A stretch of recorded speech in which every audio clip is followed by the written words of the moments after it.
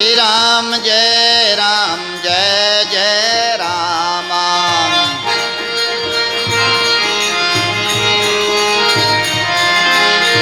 श्री राम जय जय राम।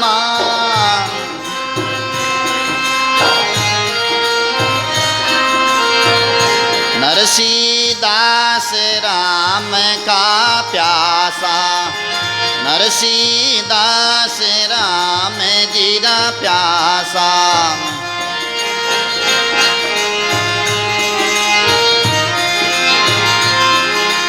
प्रेमा भक्ति पाई परकासा, प्रेमा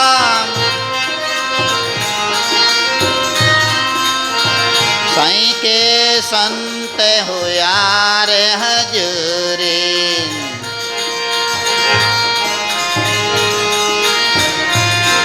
करमाय रो आशा पूरी,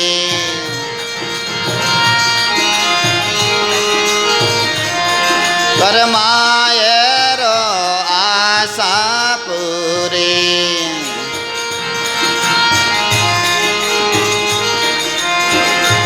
श्री कृष्ण गोविंद हरे मुरारे,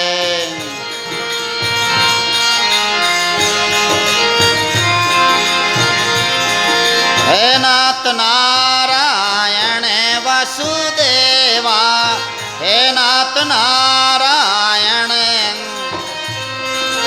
तेरे कृष्ण गोविंद हरे मुरारे, तेरे कृष्ण गोविंद हरे मुरारे, हरे मुरारे।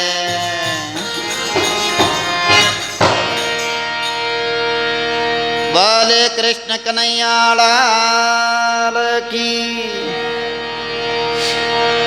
बोले श्री दादू दरियाव महाराज की,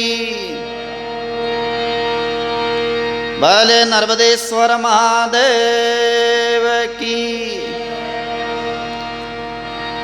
बोले भक्ति श्रोमणी नरसिंह जी महाराज की, बोले नानी भाई जी महाराज की, बोले भगत और भगवान की। सभी प्रेम से बोलो राम राम।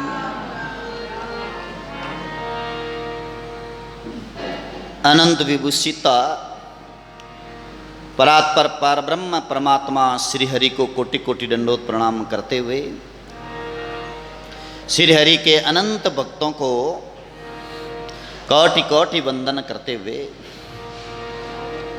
श्री हरि के भक्तों की अपरंपार महिमा है। भगतमाल के अंदर भक्तों की दिव्य लीला का पावन प्रसंग, उसके अंतर्गत नरसिंह जी महाराज का पावन प्रसंग है। नरसिंह जी महाराज भगवान के अनन्य भक्त हुए हैं। भगवान श्याम सुंदर की भक्ति की है और वह भी प्रेमा भक्ति की है। नरसिंह जी महाराज कई जन्मों से भक्त रहे हैं, भक्ति करते रहे हैं। नरसिंह जी महाराज का पावन प्रसंग ग्रंथ श्री भक्तमाल जी में 62 नंबर चौपाई में आता है। श्री रामदास जी महाराज 62 नंबर चौपाई में कहते हैं, नरसिंहदास राम का प्यासा, प्रेमा भगति पाई परकासा। नरसिंह जी महाराज राम जी के प्यासे रहे हैं, राम जी की भक्ति कर रहे थे और खूब प्रेम था भगवान में। भगवान की जहाँ भी कथा कीर्तन देखते नरसिंह जी चले जाते, रास मंडली आती, कोई खेल करने आते भगवान की लीला का, तो वो भी देखने के लिए चला जाते, रात भर वहीं बैठे रहते। और नरसिंह जी महाराज भगवान की भक्ति में लीन रहते। ऐसे नरसिंह महाराज के लिए भगवान 52 बार प्रकट होकर के आए। एक बार भी भगवान प्रकट होकर के अद्भुत लीला भगत के साथ में कर देते हैं तो भी उन भगत की महिमा तीनों लोकों में बखान की जाती है। और नरसिंह जी के तो 52 बार भगवान प्रकट होकर के प्रत्यक्ष में और नरसिंह जी को दर्शन भी दिए, नरसिंह जी की सहायता भी की और नरसिंह जी के यहाँ पर प्रभु की अद्भुत लीला रही है, अनोखी लीला रही है। उसी में एक लीला ये भी रही कि भगवान नरसिंह जी की जो बेटी कुंवरी सेना जिसे बोलते हैं नानी बाई, नानी बाई की बेटी के विवाह में मायरा बरसने के लिए भगवान पधारे। इसलिए भक्तमाल में रामदास जी महाराज वर्णन करते हैं, साईं के संत हुआ हजूरी करमाए रो आशा पूरी। साईं के संत हुआ हजूरी करमाए रो आशा पूरी। श्री कृष्ण गोविंद हरे मुरारे हे नाथ नारायण वासुदेवा। राधे कृष्णा हरे कृष्णा राम कृष्णा हरे हरे, राधे राधे कृष्णा कृष्णा हरे हरे। बोले नरसिंह जी महाराज की। साईं के संत हुआ हजूरी, परमात्मा राम जी के संत हजूर हुए। हजूरी माना सेवक। जैसे आचार्य श्रियों की पधरावणी होती है तो उसमें एक हजूरी होते हैं, उनकी सेवा में ही वो रहते हैं। उनके भोजन प्रसाद का ख्याल रखना, उनके आसन इत्यादि का ख्याल रखना और माला आदि का, कमंडल आदि का, उनको बोलते हैं हजूरी। ऐसे नरसिंह जी महाराज परमात्मा के हजूरी रहे हैं, सेवक रहे हैं। ऐसे भगत राज जी के भगवान ने मायरा पुर करके और उनकी आशा पूरी की।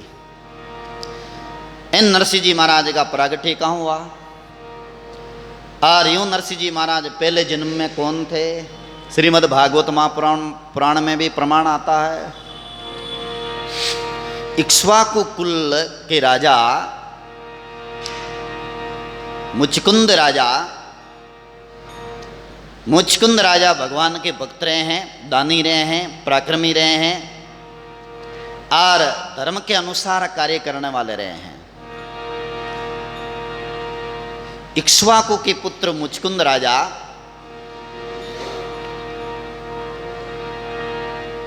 एक बार देवताओं की सहायता करने के लिए युद्ध भूमि में गए। देवताओं के साथ, क्षत्रिय है ना, तो युद्ध करना तो उनका खेल मात्र रहा है। तो देवताओं के वहाँ साथ में गए और देवता लोग मुचकुंद राजा की सहायता से विजय को प्राप्त हुए। और मुचकुंद राजा से सारे देवताओं ने प्रार्थना किया कि हे महाराज, आपकी कृपा से हम लोग विजय को प्राप्त हुए हैं, आपने हमारी सहायता की, आप पुण्यशाली हैं, पराक्रमशाली हैं, इसलिए हम लोगों का पलड़ा भारी रहा है और हम जीत गए हैं। कोई होनहार प्राणी होता है तो उनके पुण्य से बाकी के सब लोग भी जीत जाते हैं। कोई एक लीडर होता अच्छा, भाग्यशाली, होनहार और उनका नसीब ऐसा हो राज्य करना हो तो उनके सारे बाकी के लोग भी जीत जाते हैं। उदाहरण के तौर पर कोई नेता खड़े होते हैं तो उसमें लीडर अच्छा हो तो बाकी लोग भी अपना आप जीत जावे, और लीडर कमजोर हो तो बाकी के लोग भी अच्छे भी हार जाते हैं। तो ऐसे में मुचकुंद राजा की सहायता से देवता लोग जीत गए। तो देवताओं ने कहा कि अब हम आपको कुछ भेंट देना चाहते हैं, आप स्वीकार करो।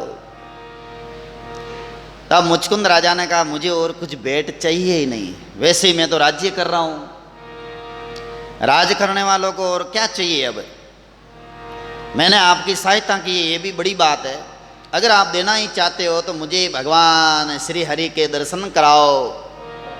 मैं परमात्मा श्री नारायण का दर्शन करना चाहता हूँ। उस परम कृपालु भक्तवत्सल अखिल ब्रह्मांड रचयिता प्रभु श्री हरि के दर्शन करा दो। तब देवताओं ने कहा कि ये तो हम नहीं करा सकते, ये कार्य तो परम वृक्त संत महात्माओं का है। संत महात्मा भगवान के दर्शन करा देते हैं। संतों के माध्यम से भगवान के दर्शन होते हैं। जगह जगह पर भगवान ने कहा है कि संत मिलने पर मैं मिल जाता हूँ, संत मेरे मुकुटमणि है, और संतों की सभा में मैं रहता हूँ। कई संतों के वाणी जी में ये बातें आई है। नारद जी महाराज ने भी भगवान से पूछा कि प्रभु आप विशेष रूप से कहाँ विराजते हैं। तब भगवान ने कहा, हे नारद जी महाराज, मैं वास्तव में सचमुच में बैंकुट में भी नहीं रहता हूँ, योगियों के हृदय में भी नहीं रहता हूँ। तो फिर कहाँ रहते हो प्रभु। नाहं वसामि वेंकुटः योगिनां हृदयं नव मद्भक्ता यत्र गायन्ते तत्र तिष्ठामि नारदः। बोले भक्तवत्सल भगवान की। मैं न तो बैंकुट में रहता हूँ, न योगियों के हृदय में। हठ योगी होते हैं, हठ योग करते हैं और नाना प्रकार से साधना करते हैं, कठोर साधना करते हैं, वहां पर भी मैं नहीं रहता हूँ। जहाँ मेरे भगत प्रेम से मेरी कथा का गायन करते हैं, मेरे नाम गुणों का कीर्तन करते हैं, वहाँ मैं उस सभा में रहता हूँ। मद भक्ता यत्र गायन्ति तत्र तिष्ठामि नारदः। हे नारद जी महाराज, मैं भक्तों के बीच रहता हूँ, इसलिए तो मेरा मैज ने कहा ना, राम सभा मेरो श्यामे बिराजे, जहाँ पर वारो तन मन रे। राम सभा मेरो श्यामे बिराजे, जहाँ पर वारो तन मन रे। मेरा क्यों पर वो गिरधर मिलया, मेरा क्यों अब और आने द्यावे कुण रे। अर्ज मेरा रे सुन रे संवरिया, अर्ज मेरा के सुन रे। सुगरो मेरो सांवरिया, सुगरो मेरो सांवरिया, ओ गुण गारे रो कुण रे। अर्ज मेरा रे सुन ले रे सांवरिया, अर्ज मेरा की सुन ले रे।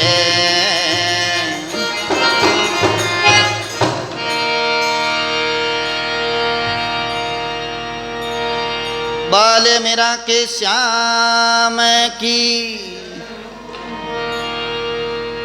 मीराबाई जी ने देखो कितनी उत्तम बात बताई है।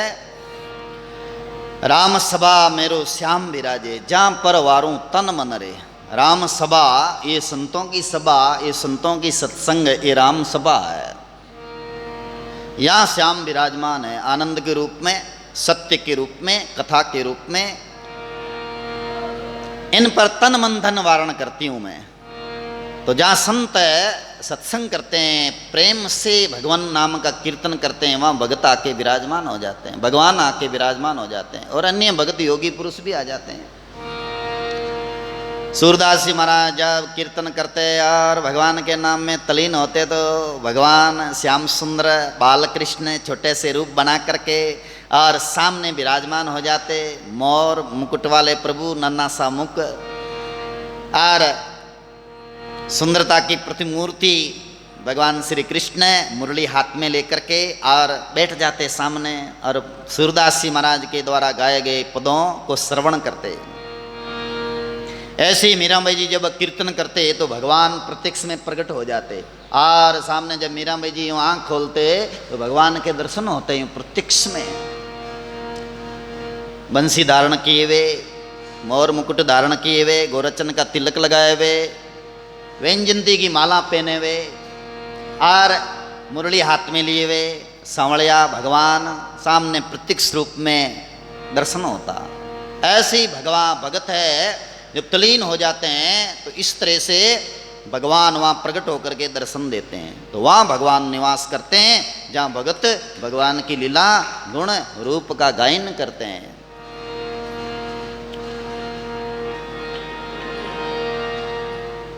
तो देवताओं ने कहा, हे मुचकुंद राजा, संत महापुरुष ही आपको ये दर्शन करा सकते हैं। उस समय में मुचकुंद राजा की आंखों में नींद घेर ले आया, नींद आ रही थी, ऊँघ आ रही थी। और मुचकुंद राजा ने कहा, हे देवताओं, हमें ऐसा वचन दो कि मैं आराम करूं, बीच में कोई मुझे टोके नहीं, और जो मुझे बीच में उठा दे तो मेरी पहली दृष्टि पड़े और वो भस्म हो जाए। लो, हरि प्रेरित होकर के उन्होंने ये वचन मांगा। भगवानों की प्रेरणा ऐसी रही है, हर कोई बोलता है ना, कुछ न कुछ मांगता है तो भगवान की प्रेरणा से मांगता है। जैसे कुंभकर्ण ने मांगा ब्रह्मा जी से कि हे ब्रह्मा, मुझे मांगना तो था इंद्रासन, हो गया निंद्रासन। तो बुद्धि में बैठ गए परमात्मा और नींद का आसन मांग लिया। ऐसी कुंती बुआ भोजन बना रही थी और अर्जुन भीम आए द्रौपदी को लेके और कहा, माता श्री हम भिक्षा लेकर आए। माता श्री ने कहा, तुम पांचों बांट लो। तो विधि का विधान कभी कभार ऐसा मुख पर बैठ करके बोला देता है कि वो दृष्टांत उदाहरण बन जाता है, और होनी वैसी ही होती है। जैसे द्रौपदी ने भगवान की भक्ति करते करते महादेव जी से मांगा कि मुझे ऐसा वर चाहिए, गुण वाला, सुंदर हो, सूरवीर हो, धर्मात्मा हो, वीर पुरुष हो और बहुत ही ज्ञानी हो। महादेव जी ने कहा, तथास्तु, पर ये पांचों गुण एक जगह मिल नहीं सकते। तो फिर क्या, 5 गुणों वाले 5 अलग अलग तुम्हें पति मिलेंगे, 5 पांडु मिले। तो विधि का विधान ऐसा होता है। मुचकुंद राजा के भी यही हुआ। उन्होंने ये मांग लिया कि मुझे कोई बीच में उठाए नहीं, नींद में सोया रहा हूँ। देखो नींद मीठी मीठी आवे, ताजी नींद आवे, कोई बीच में उठा हो जाए, देखो कितु बुरो लागे। अरे नींद आ रही थी, बीच में उठा दिया, गुस्सा आता और क्रोध करते। तो राजा ने कहा, देवताओं, मुझे बीच में कोई नहीं उठाए और मैं जो अब पहाड़ की कंदरा में आराम करना चाहता हूँ। देवताओं ने कहा, तथास्तु, बीच में जो आपको उठाएगा वह आपकी दृष्टि पड़ते ही भस्म हो जाएगा। और मुचकुंद राजा, ये आबू की पहाड़ियाँ आती, इन पहाड़ियों में बढ़िया कंदरा में सो गए, गहरी नींद आ गई, मिट्टी ताजी नींद आ गई, आराम कर रहे हैं। कई युग बीत गए, युग युगांतर बीते, मुचकुंद राजा सोए पड़े हैं। कई जीव जंतु ऊपर से निकल जाते हैं और कीड़े मकोड़े भी चले जाते हैं, पर मुचकुंद का कुछ भी नहीं बिगाड़ते। मुचकुंद सोए हुए हैं।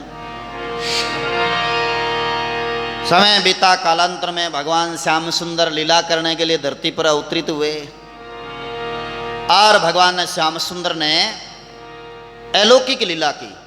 बाल्यकाल की लीला, फिर कंस वध के बाद भगवान पधारे मथुरा। मथुरा में कंस वध करके और जरासंध से युद्ध हुआ। युद्ध के बाद में जब जरासंध कालीवन को लेकर के आए साथ में, तो कालीवन के सामने भगवान भागे, रण छोड़ भगवान कहलाए।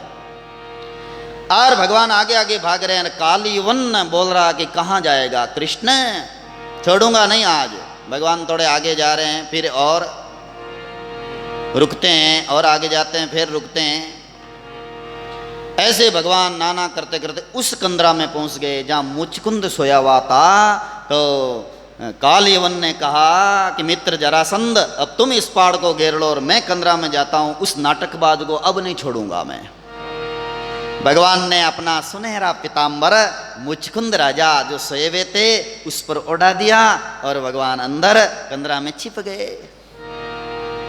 काल यवन ने कहा, नाटकबाज, हमने सुना कि तुम बड़ा नाटकबाज है, नटखट है, और युद्ध भूमि में भी नाटक नहीं छोड़ा, यहाँ आके सो गया लंबा तान के और पिताम्बर ओढ़ के सो गया जैसे कोई गहरी नींद में सोया। उठ! भगवान नहीं उठे। उस वक्त उन्होंने लात की मारी, अब छोड़ूंगा नहीं तेरे को मैं। उसी समय में पिताम्बर हटाया मुचकुंद राजा ने, और आंखें लाल लाल, बीच में किसने उठाया, पहली नजर काल यवन पर पड़ी। पड़ते ही काल यवन तो वहीं स्वाहा हो गया। बोले कृष्ण कन्हैया लाल की। काल यवन सुहा हो गया मुचकुंद की दृष्टि पड़ते ही। ये काल यवन कौन था? ये काल यवन मलेच्छों का राजा था कि कई देश की तरफ जहाँ काबुल इत्यादि रहते हैं वो देश, उस तरफ का माता देवी का पुजारी था। माता देवी को प्रसन्न कर लिया और अष्टभुजाधारी अम्बा को प्रसन्न किया तो अम्बा ने कहा मांगो वरदान। इन्होंने कहा मुझे अमर बना दो। अम्बा ने कहा ऐसा नहीं हो सकता, ये मृत्यु लोक है, हर किसी की यहाँ मृत्यु होती है, वरदान मांग लो तुम, मैं तुम्हें वर दे सकती हूँ। तब मुचकुंद ने कहा कि ऐसा वर दो कि मुझे कई युगों से लगातार सोया हुआ नींद में वही मार सके, बाकी कोई नहीं मार सके। उनको लगा कि 24 घंटा आदमी लगातार ही नहीं सो सकता है। तो माता ने कहा ठीक है, युगों तक सोया हुआ कोई प्राणी ही तुम्हें मार सकेगा। और वही विधान बना और मुचकुंद के द्वारा उनका वध हुआ, अंत हुआ काल यवन का, और भगवान की लीला अद्भुत लीला हुई। जैसे मेघनाथ को भी वरदान था कि 14 वर्ष तक जो नींद नहीं लेगा वही तुम्हें मार सकेगा, ये देवी ने वरदान दिया। और 14 वर्ष तक लक्ष्मण जी ने निद्रा नहीं ली और उन्होंने मेघनाथ का अंत कर दिया। देखो कैसे कैसे हो गए संसार में। अब जब पिताम्बर देखा मुचकुंद राजा ने तो एकदम सात्विकता और सात्विक पिताम्बर और भगवान का ओढ़ा हुआ, उनके भीतर है जो ऐसा प्रेमा भाव जगा कि ये पिताम्बर किसका है। अंदर देखे तो भगवान मधुर मधुर मुस्कुरा रहे हैं, कंदरा में खड़े हैं। बोले आप कौन हो? इतनी माधुरी मूर्ति, चमकने वाले प्यारे से। बोले नारद जी महाराज के वाक्य याद करो, मैं गिरिधर हूँ। गिरिधर गोपाल आप हो? बोले हाँ। हे प्रभु आपके दर्शन हो गए, नारद जी महाराज की कृपा रही है। हे प्रभु मैं आपका ही दर्शन करना चाहता था, कृपा करो, दया करो, मुझे भक्ति का वरदान दो, मैं आपके चरणों की भक्ति करना चाहता हूँ। भगवान ने कहा अगर भक्ति करना चाहते हो तो तुम्हें युवा अवस्था में करनी चाहिए, बुढ़ापा आ गया है, तुम पराभक्ति कैसे कर पाओगे? वृद्धावस्था में पराभक्ति नहीं हो पाएगी मुचकुंद, तुम्हें अब कलयुग में जन्म लेना होगा और मेरे भक्ति का प्रचार करना। तुम मुझे जब भी पुकारोगे मैं आऊँगा और मेरी भक्ति करना। आशीर्वाद दे दिया, भक्ति का वरदान दे दिया।